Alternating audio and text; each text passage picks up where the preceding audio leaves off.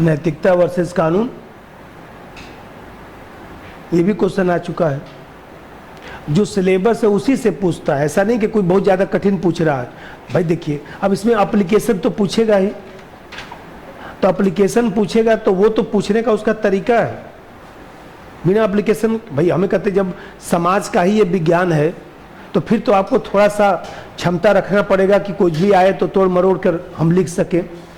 अब इसमें दो ही तरह का क्वेश्चन बनता है। जैसे मान लीजिए सबसे पहले तो एक भूमिका हम लोग को लिखना है, और दूसरा चीज़ अब इसका जो विश्लेषण होगा ये बताइए कि हम लोग जो है मान लीजिए नैतिकता को हमने ए मान लिया, कानून को हमने बी मान लिया, तो ए प्रोपोर्शनल टू बी और दूसरा ए इनवर्सली प्रोपोर्शनल टू बी, और वास्तव में इसका मूल्यांकन क्या होना चाहिए। दो ही तरह का तो प्रश्न बनेगा कि दोनों पूरक हैं या दोनों एक दूसरे से अलग हैं, अलग हैं, यही तो बनेगा। कैसे बना लीजिए।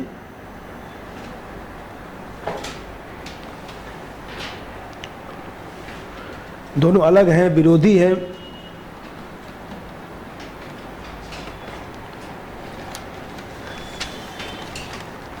अभी 2-4-5 दिन आप लोगों को लगेगा कि ये कैसा सब विषय चल रहा है, लेकिन यह भी एक विषय है, इसको पढ़ने का यही तरीका है। समझना है, कुछ लिखना है, जिससे जो है कुछ रहेगा तो कुछ याद हो जाएगा।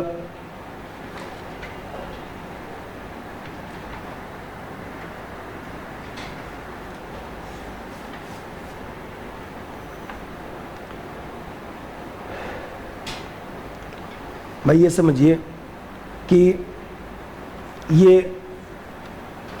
ये नैतिकता है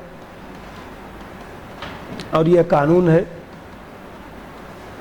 इन दोनों में भी जटिल संबंध है। जैसे मान लीजिए कुछ चीज़ें ऐसी हैं जो नैतिकता के भी दायरे में आती हैं, कानून के भी दायरे में आती हैं। मान लीजिए जैसे मैं कह दिया कि किसी की हत्या करना, तो हत्या करना अनैतिक भी हुआ और कानून का भी विरोध करता है। मान लीजिए सपोज करिए, जैसे मान लीजिए हम कहते हैं कि झूठ बोलना, मैंने कह दिया झूठ बोलना,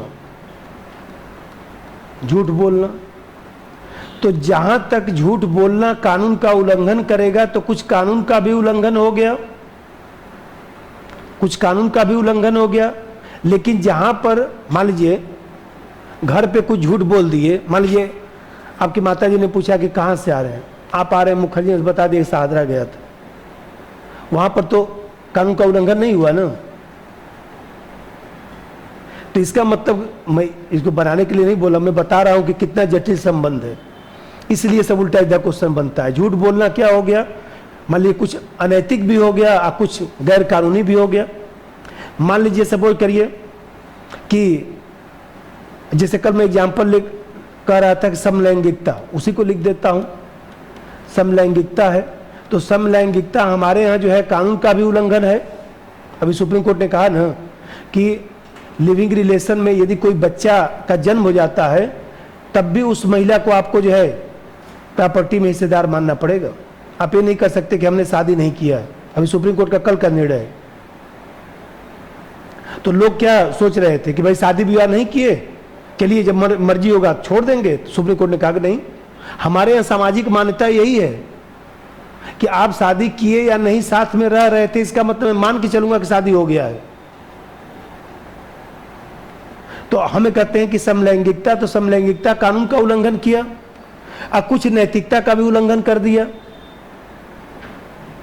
भाई कुछ नैतिकता का भी उल्लंघन कर दिया। मान लीजिए अब कुछ ऐसा एग्जाम्पल लीजिए, न तो अनैतिक है और न तो गैर कानूनी है। अरे भाई हम कहते हैं, मान लीजिए सपोज करिए कि क्या लिखूं इसमें, जैसे मान लीजिए छोटे बच्चों की कुछ पिटाई करना, छोटे बच्चों को डांटना, छोटे बच्चों की पिटाई करना,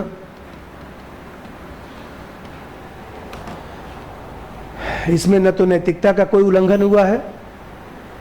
हिंदू स्वराज में गांधी जी ने भी लिखा कि छोटे बच्चों की कुछ पिटाई होनी चाहिए, अब वास्तव में होनी चाहिए, क्योंकि उनको आप शुरू में यदि नहीं डांट डपट की पिटाई करके आप यदि उनको रास्ता दिखाएंगे तो बाद में वही बच्चा बड़ा होकर बोलेगा कि पापा पहली बार यदि हमारी पिटाई कर दिए होते तो मैं इतना बिगड़ा नहीं होता। छोटा बच्चा मान लीजिए कोई गलत काम करता है, अच्छा गार्जियन है बुला कर 2 लगाएगा, क्योंकि उसको पता है कि आज इसको नहीं मैं डांटा, आज इसको नहीं मारा तो कल के दिन बड़ा कांड करके आएगा।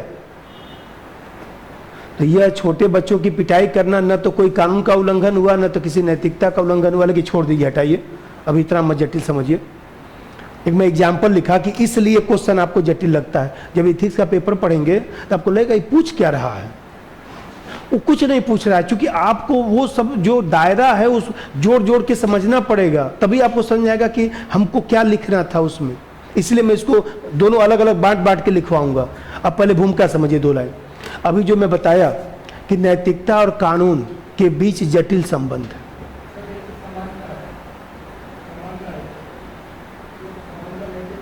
भाई समानता है, जैसे समानता को लेते हैं तो समानता वास्तव में आ ही नहीं सकती। समानता का मतलब आनुपातिक समानता होता है।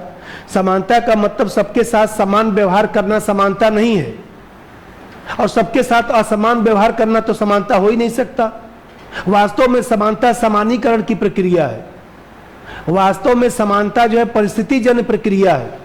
वास्तव में समानता जो है औचित्यपूर्ण समानता होनी चाहिए। वास्तव में समानता जो है न्याय संगत होना चाहिए, यह है समानता। समानता समानता नहीं है, समानता असमानता नहीं है। समानता समानों में समान प्रक्रिया है, असमानों में असमान प्रक्रिया है। समानता न्याय संगत होनी चाहिए, समानता औचित्यपूर्ण होनी चाहिए। अब ये वाला जैसे भूमिका लिखिए 4 लाइन। कानून और नैतिकता के बीच जटिल संबंध है, इसीलिए वो फिगर बनाया था जिससे समझ सके कितना जटिल है। नैतिकता और कानून के बीच जटिल संबंध है।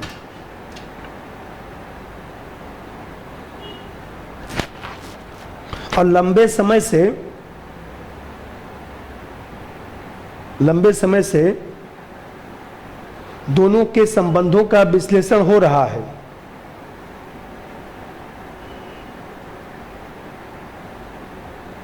लंबे समय से दोनों के संबंधों का विश्लेषण हो रहा है,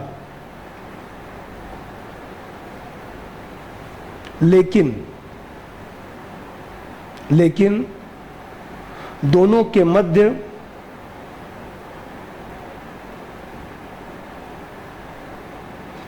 मध्य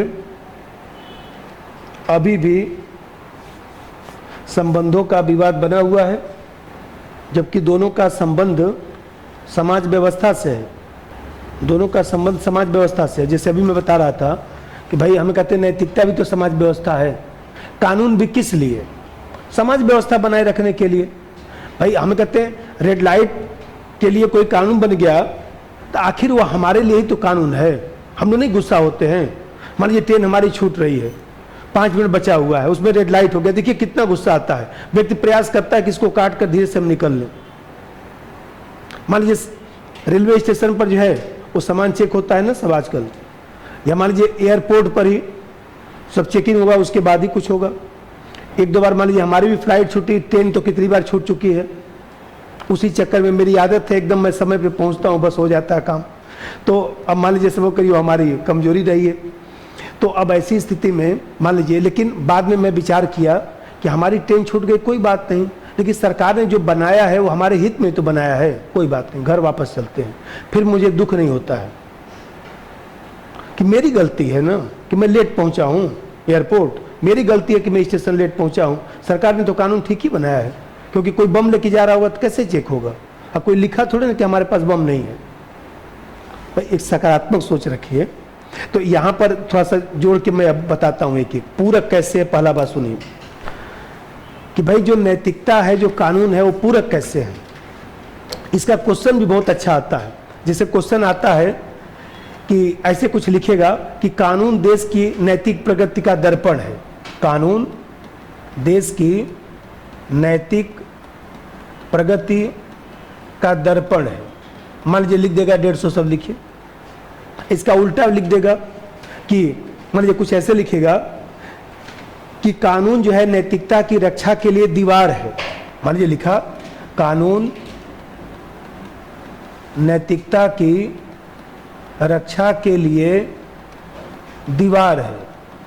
अब बोलेगा व्याख्या करिए, टिप्पणी करिए। ऐसे क्वेश्चन आता है। क्वेश्चन कोई कठिन थोड़े ना, पूरकता तो लिखना है, 3 लाइन का भूमिका लिखना है। और जो प्रश्न पूछेगा उसको पहले लिखना है, वो भी सिखा देता हूं 1 मिनट। जैसे मान लीजिए 2 तरह के प्रश्न होते हैं। मान लीजिए यदि सकारात्मक प्रश्न है तो सबसे पहले आपको 2-3 लाइन का भूमिका लिखना है, उसके बाद सकारात्मक वाला लिखना है, फिर जो है वो देखा जाए तो यूनिवर्सली वाला लिखना है।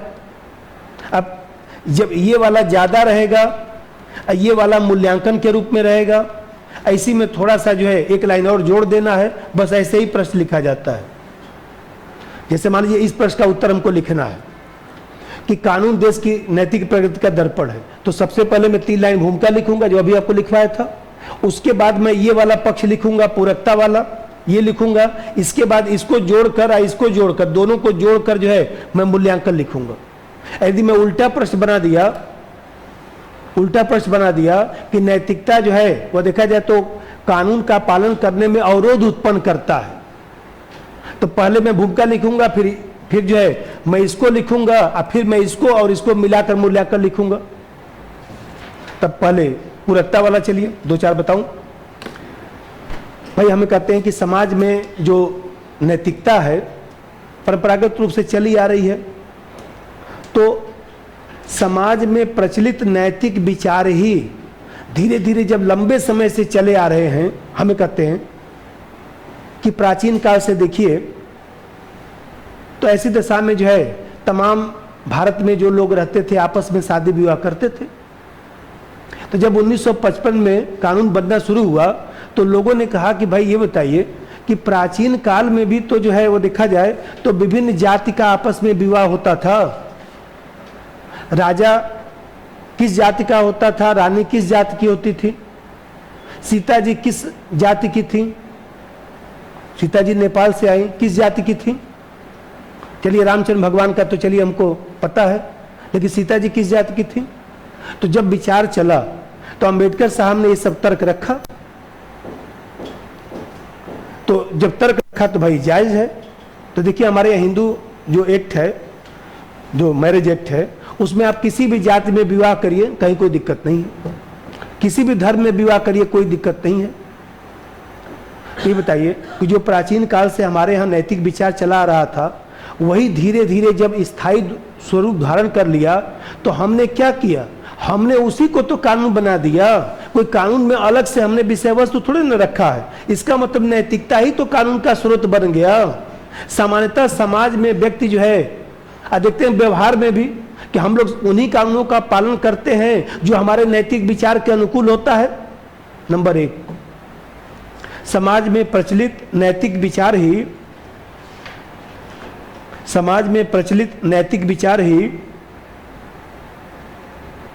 जब स्थायी रूप धारण कर लेते हैं, समाज में प्रचलित नैतिक विचार ही जब स्थायी रूप धारण कर लेते हैं तब कानून बन जाता है, तब वह कानून बन जाता है। इस तरह नैतिकता ही कानून का स्रोत है। और नंबर 2, सामान्यतः समाज में व्यक्ति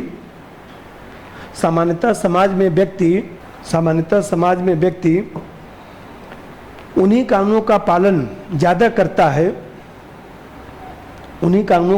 ज़्यादा करता है जो उसके नैतिक विचार के अनुकूल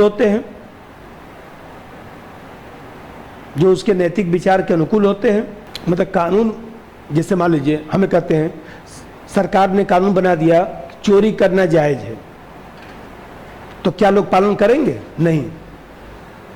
आपके भाई कानून, उन्हीं कानूनों को तो हम लोग सम्मान करते हैं जो हमारे नैतिक मान्यताओं से ज़्यादा मेल खाता है।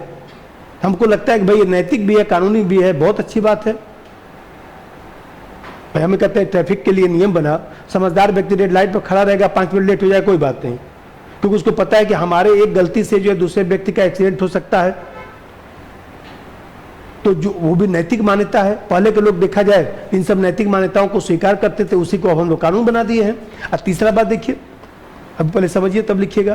ये बताइए, कानून हमारे यहाँ, कानून भी तो नैतिकता के परिमार्जन में सहायता करता है। कानून भी तो नैतिकता में जो है परिमार्जन करता है, उसको जो है समृद्ध करता है। जो रीति रिवाज और नैतिकता के रूप में जो रीति रिवाज चल रहे हैं, नैतिकता के रूप में वो मान्यता प्रदान कर लेते हैं, और उसमें कुछ गलती रहती है तो कानून के माध्यम से ही तो उसमें सुधार किया जाता है। जैसे मान लीजिए अभी हम लोग कह रहे थे सती प्रथा, बाल विवाह, तो बाल विवाह पहले चलता था, सती प्रथा भी चलता था। भाई राजा राम मोहन राय या मान लीजिए सती प्रथा के लिए जो बाल विवाह वाला कौन विरोध किया था हिस्ट्री में?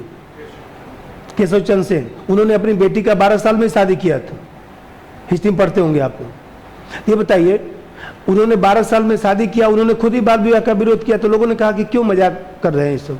उन्होंने कहा कि नहीं, हमको शादी विवाह तो हमने कर दिया बिटिया का, लेकिन हमको लगता है कि नहीं ये ठीक नहीं है। तो कहने का मतलब कि यदि कानून नहीं होता तो सती प्रथा को हम समाप्त नहीं कर पाते, बाल विवाह की परंपरा को हम तोड़ नहीं पाते। तो इसका मतलब कि नैतिकता के परिमार्जन में कानून भी तो सहायता कर रहा है। नंबर 3, कानून नैतिकता के परिमार्जन में सहायता करता है।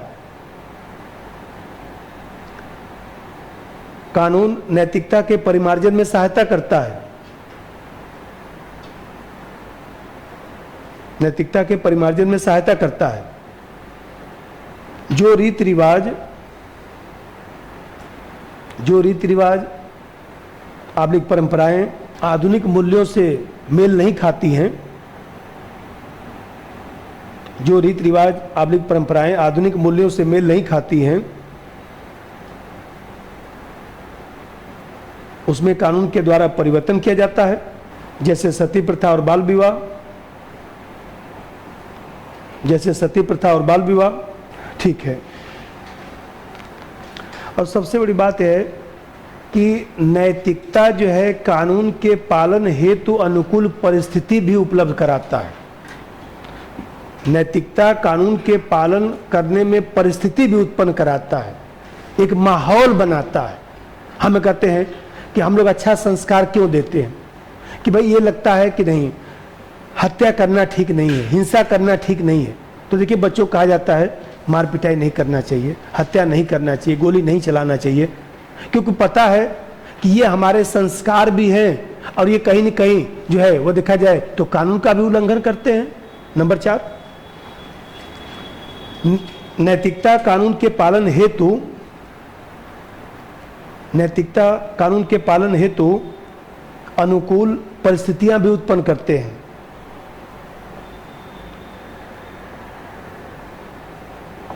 नैतिकता कानून के पालन हेतु अनुकूल परिस्थितियां उत्पन्न करते हैं, अनुकूल परिस्थितियां उत्पन्न करते हैं। जैसे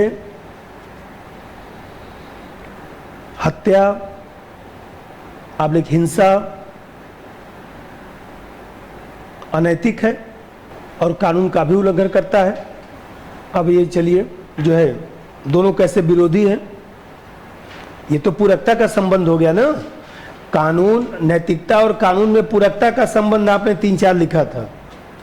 अब छोटा सही बनाइए, नैतिकता और कानून में, नैतिकता और कानून आपस में विरोधी है, नैतिकता और कानून आपस में विरोधी है। अब हेडिंग बनाइए,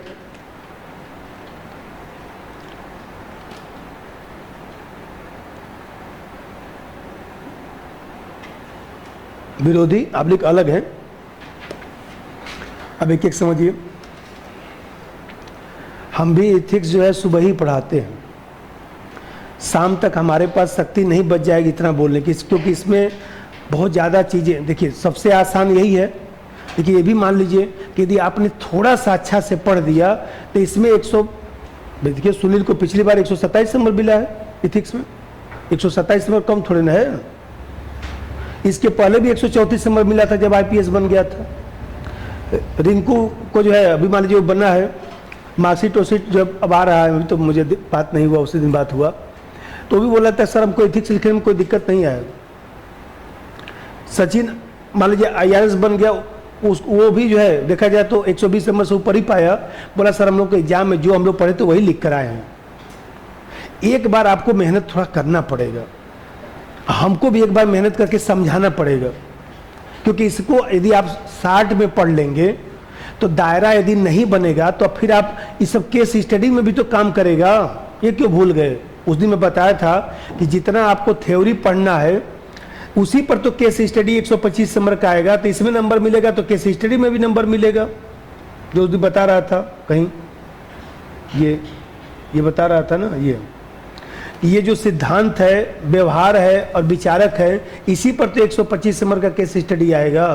तो ये जितना मजबूत होगा केस स्टडी भी उतना ही मजबूत होगा, क्योंकि इसी से तो हम लोग ले आकर उदाहरण लिखेंगे वहां पर। अब विरोधी में जैसे देखिए, एक एक समझाऊं भाई। ये जो नैतिकता का क्षेत्र है, ये नैतिकता है और ये कानून है। नैतिकता कानून से व्यापक है ना। नैतिकता व्यक्ति के आंतरिक और बाह्य दोनों पहलुओं से संबंधित है। भाई ऐसे समझिए, पहले समझिए तब लिखिएगा। नैतिकता जो है आंतरिक प्लस बाह्य दोनों पहलुओं से संबंधित है, और कानून जो है सामान्यतः बाह्य पहलू से संबंधित है। सामान्यतः बाह्य पहलू से संबंधित है। क्यों? कुछ एग्जाम्पल बताऊं। किसी के बारे में यदि आप गलत सोच रखते हैं, मान लीजिए किसी को आप जो है मित्र दोस्त को कुछ बोल के चले आते हैं, नहीं होता है, मान लीजिए गुस्से में व्यक्ति रहता है, कोई मित्र दोस्त कुछ बोलता है तो उसको बोल दिया जाता है, और फिर घर पे आते हैं तो आपने किसी कानून का उल्लंघन किया नहीं, मित्र दोस्त में क्या कानून का उल्लंघन नहीं हुआ। लेकिन घर आके जब सोते हैं या शांत में बैठते हैं तब बोलते हैं हम अपने मित्र को ऐसा बोल दिए, ठीक नहीं है। फोन निकालते हैं, बोले यार सॉरी उसमें गुस्सा आ गया था इसलिए बोल दिया था, अन्यथा मत लेना। वो भी कहता है यार मैं तो अन्यथा लिया भी नहीं, पर नहीं मुझे दुख हो रहा था। तो आप समझ रहे हैं बात को? वो नैतिकता की श्रेणी वाला चल रहा है कि आप अपने गुस्से का भागी जो है किसी और को बना दिए।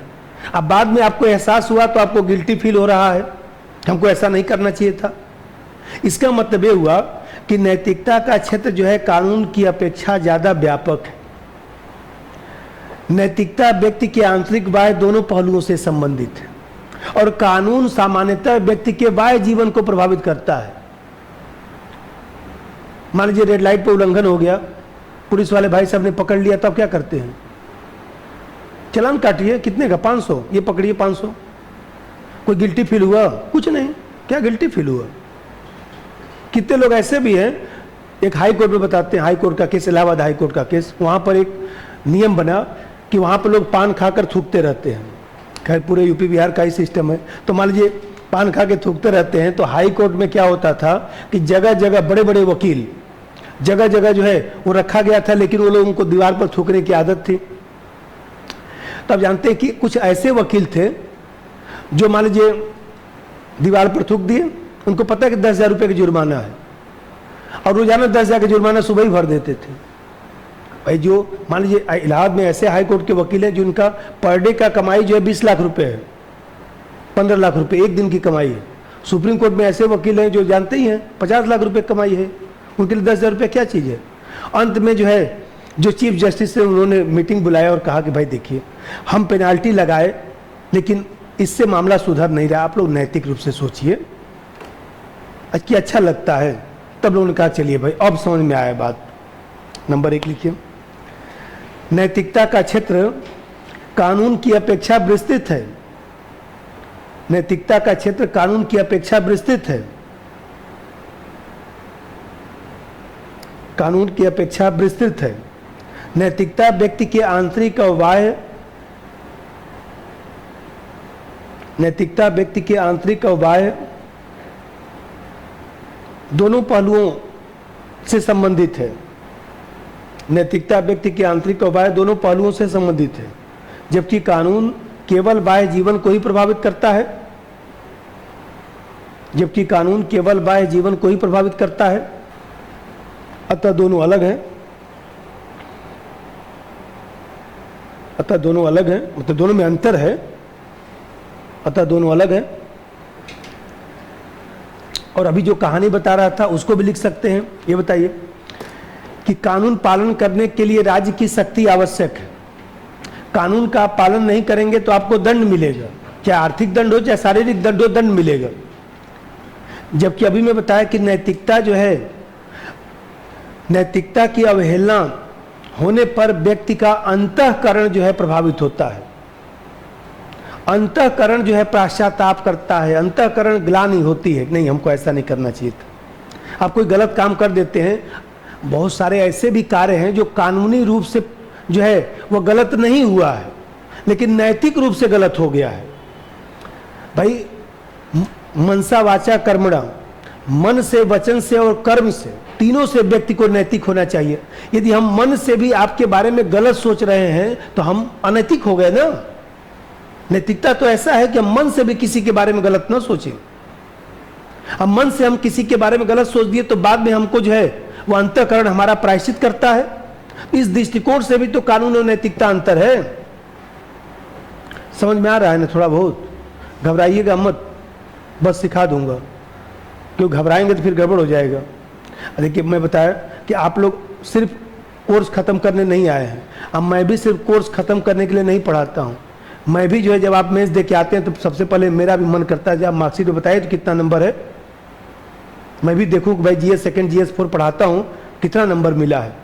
हम भी तो अपना आकलन करते हैं। तो मैं आपको नहीं कुछ सिखाऊंगा, लिख के आएंगे, अब बताएंगे कि हमको 90 नंबर मिला है, सोचिए क्या पढ़ाने का हौसला रह जाएगा।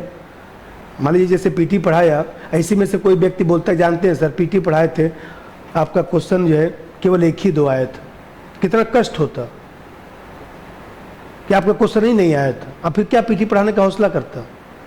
तो वो भी एक है उद्देश्य। नंबर 2 लिखिए, कानून पालन के लिए राज्य की शक्ति आवश्यक है। कानून पालन के लिए राज्य की शक्ति आवश्यक है। राज्य की शक्ति आवश्यक है।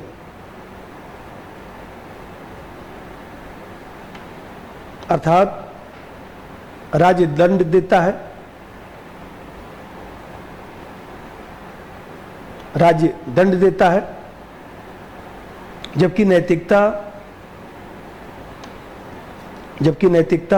अंतःकरण की शक्ति पर आधारित है। जबकि नैतिकता अंतःकरण की शक्ति पर आधारित है।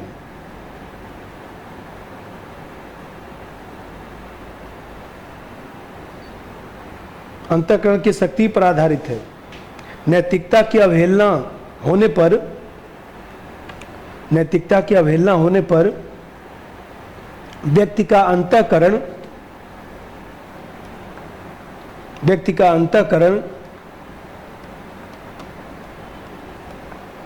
पश्चाताप करता है, पश्चाताप करता है,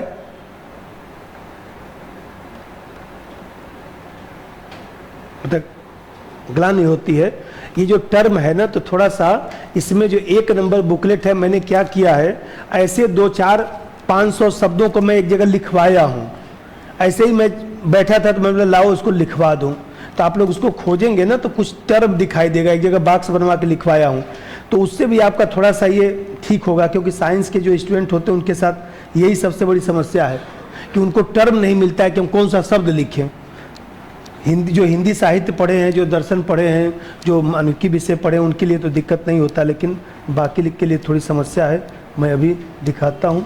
ये देखिए, जैसे ये मैं लिखा हूँ, इसमें तमाम जो शब्द हैं, जैसे मान लीजिए दूरदर्शिता, तमाम जो हमको लगा धर्मपरायण, तब मैं ऐसे ऐसे टर्म को लिखा हूँ, जिससे मान लीजिए सपोज करिए कि आप इसको बार बार, जैसे कहीं व्याकरण की अशुद्धि न हो जाए, वो भी अच्छा नहीं माना जाता है, इसलिए मैं लिख भी देता हूँ। जैसे पश्चाताप है, मैं लिख दिया, ग्लानि लिख दिया, क्योंकि जब लिख रहे हैं तो सही शब्द भी लिखा जाना चाहिए।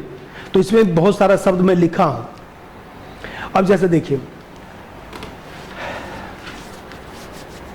और इसमें एग्जाम्पल भी लिख सकते हैं, जैसे अभी मित्र वाला बताया, किसी मित्र को अपशब्द हमने बोल दिया तो कानून का तो उल्लंघन हुआ नहीं, लेकिन कहीं ना कहीं मन जो है वह देखा जाए तो मन को पीड़ा पहुंचता है। लिख दीजिएगा, जैसे मित्र को अपशब्द कहना, याद रहेगा ना इसी से, जैसे मित्र को अपशब्द कहना। तीसरा बात समझिए, जैसे मान लीजिए मैं बताया कि कानून जो है निश्चित होता है, कानून सर्वव्यापी होता है, सभी पर समान रूप से सामान्यतः लागू होता है, जबकि नैतिकता में बताया कि नैतिकता देश काल के सापेक्ष है।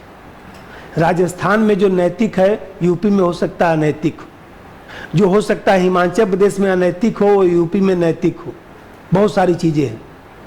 तो ऐसी दशा में देखा जाए तो दोनों में अंतर हो गया। जैसे मान लीजिए हमने कुछ ऐसा भाषण दिया जिससे नैतिकता का तो उल्लंघन हो गया, लेकिन उस असत्य भाषण से किसी कानून का उल्लंघन हो सकता है कि न हो, ऐसा भी तो हो सकता है। नेता लोग नहीं उल्टा सीधा बोलते रहते हैं, तो नेता लोग उल्टा सीधा टीवी चैनल पर बोलते रहते हैं। देखिए मोदी साहब के बारे में उल्टा सीधा बोल दिए कांग्रेस वाले लोग, तो उससे किस कानून का उल्लंघन हुआ? किसी कानून का उल्लंघन हुआ नहीं, लेकिन कहीं ना कहीं नैतिक नहीं है। प्रधानमंत्री, राष्ट्रपति या मान लीजिए किसी जिले का जिला अधिकारी, चाहे कोई अधिकारी उस कुर्सी पे जो बैठा हुआ है उस कुर्सी का हमको सम्मान करना है, उसकी गरिमा का ध्यान रखना है, इसलिए जो है अनैतिक हो गया। प्रधानमंत्री पद छोड़ देंगे, आप कुछ भी बोलते रहिए चलेगा, लेकिन जिस समय वो प्रधानमंत्री कुर्सी पर बैठे हुए हैं उस समय जो है वह देखा जाए तो संविधान के तहत जो है वह देखा जाए तो उनका सम्मान करना हमारा दायित्व बनता है। नंबर 3, कानून निश्चित और सर्वव्यापी होता है। कानून निश्चित और सर्वव्यापी होता है, सामान्यतः सभी पर समान रूप से लागू होता है। सामान्यतः सभी पर समान रूप से लागू होता है।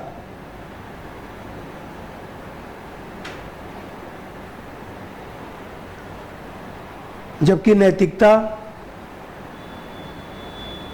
देश आबलिक काल के सापेक्ष है। देश मतलब स्थान, काल मतलब समय, जबकि नैतिकता देश आबलिक काल के सापेक्ष है।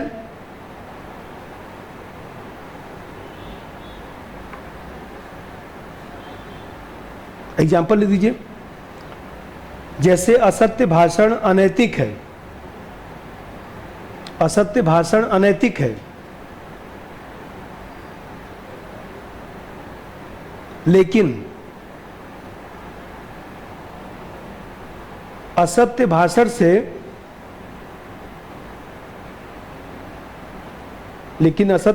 से यदि किसी को धोखा नहीं दिया जाता,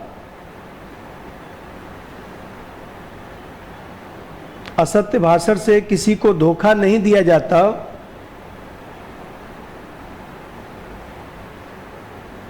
या किसी कानून का उल्लंघन नहीं होता, किसी कानून का उल्लंघन नहीं होता, तो वह गैर कानूनी नहीं है। किसी कानून का उल्लंघन नहीं होता तो वह गैर कानूनी नहीं है।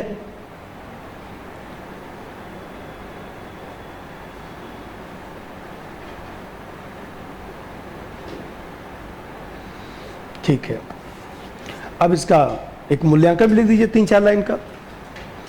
इस प्रकार कानून और नैतिकता, इस प्रकार कानून और नैतिकता में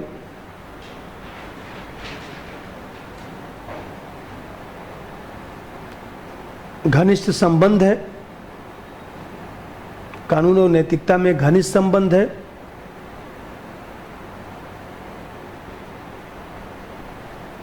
फिर भी कुछ बिंदुओं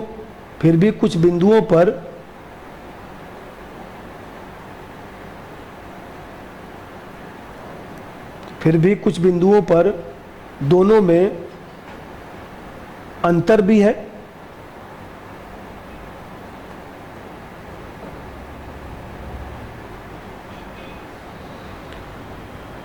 मनुष्य सामाजिक प्राणी है, अतः नैतिकता और कानून का पालन करके ही मनुष्य सामाजिक प्राणी है, अतः नैतिकता और कानून का पालन करके ही अपना समग्र विकास कर सकता है।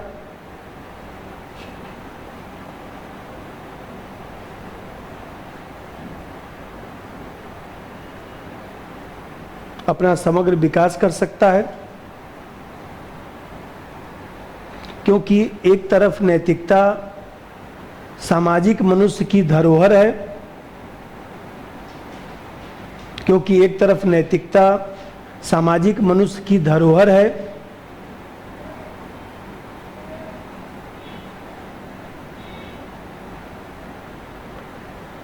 तो दूसरी ओर कानून का पालन करना नागरिक का कर्तव्य है। दूसरी ओर कानून का पालन करना नागरिक का कर्तव्य है।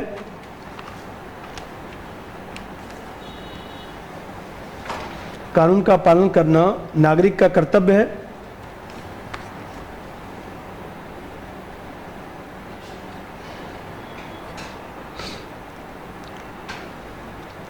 शुरुआत में लिखा था कानून और नैतिकता में जटिल संबंध है। हाँ भाई, जटिल संबंध है, जटिल संबंध है तो हमने दिखाया कि कैसे जटिलता है, लेकिन लास्ट में घनिष्ठ संबंध इसलिए है क्योंकि नैतिकता और कानून दोनों को जो है पूरक संदर्भ में ही हम लोग देखने का प्रयास करते हैं। उसमें कुछ अंतर अवश्य है, वो भी हमने लिख दिया। और चूंकि कानून भी क्या है, तो कानून भी जो है देखा जाए तो हमारे व्यक्तित्व विकास के लिए परिस्थिति उपलब्ध कराता है, और नैतिकता भी हमारे व्यक्तित्व विकास के लिए परिस्थिति उपलब्ध कराता है। नैतिकता का पालन करके हम जो है अपनी अगली पीढ़ी को कुछ जो है दे सकते हैं, अगली पीढ़ी को कुछ मार्गदर्शन दे सकते हैं, और कानून का पालन करना जो है नागरिक होने के नाते हमारा कर्तव्य है। तो ऐसी स्थिति में कानून हो चाहे नैतिकता हो, दोनों जो है वह मनुष्यता के लिए अनिवार्य है। दोनों मनुष्यता के लिए अनिवार्य है। कभी कभी हम लोग को लगता है अरे भाई कि कानून का उल्लंघन, कानून जो बनाया गया है, कानून किसी एक व्यक्ति ने नहीं बनाया है, कानून तो सामूहिक रूप से बनता है। वो दूसरी बात है कि कानून बिना बहस के बन गया, वो एक अलग मुद्दा होता है। लेकिन वास्तव में कानून बनाने के लिए सब लोग बहस करते हैं, विचार विमर्श करते हैं, मतदान होता है, जनता के प्रतिनिधि उसमें भाग लेते हैं, तभी कानून बनता है। तो हम लोग मान के चलते हैं कि कानून जो है अपने प्रक्रियागत व्यवहार से बना है। यदि मान लीजिए कानून प्रक्रियागत व्यवहार से नहीं बना है तो उसमें हमारी गलती नहीं है, वो सरकार की गलती है। अब धर्म और नैतिकता, जो उस पर चर्चा कर लिया जाए।